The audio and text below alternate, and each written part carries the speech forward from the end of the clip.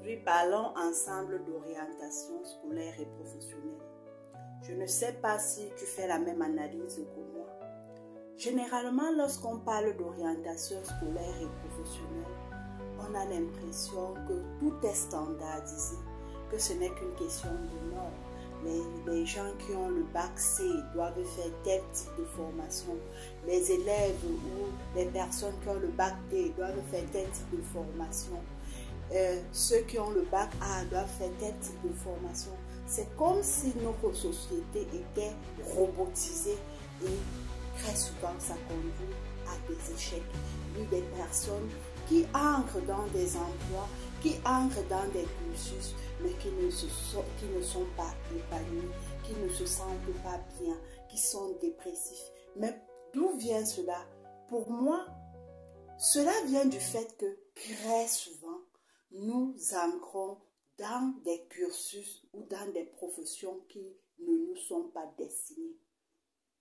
Là, il faut savoir que en tant qu'être humain, nous sommes venus sur Terre pour une destinée et une mission possible. Alors, ta destinée ne sera jamais pareille et similaire à celle de ton frère, à celle de ton camarade ou à celle de toute une masse dans le monde.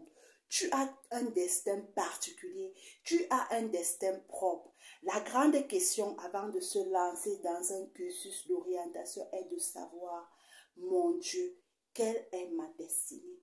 Seigneur, pourquoi m'as-tu envoyé sur terre? Seigneur, pourquoi ai-je été créé? Parce que si tu ne le fais pas, tu vas te retrouver dans des voies qui très souvent ne vont pas t'épanouir. Ton épanouissement vient du fait d'ancrer dans ta destinée, de marcher selon la voie que Dieu t'a donnée. Et si on est d'accord par rapport à cette analyse, tu verras donc avec moi que face à tout cela, il n'y a aucun cursus standardisé. Toute chose est personnalisée. Et si actuellement tu as l'impression que tu stagnes, tu as l'impression que ta vie n'avance pas, tu as l'impression que tu n'as pas d'issue, tu as l'impression que vraiment tu avances mais tu ne te sens pas bien, alors c'est le moment pour moi de te dire fais pause et pose-toi la question de savoir pour quel métier je suis destinée. Pourquoi j'ai été envoyé sur terre?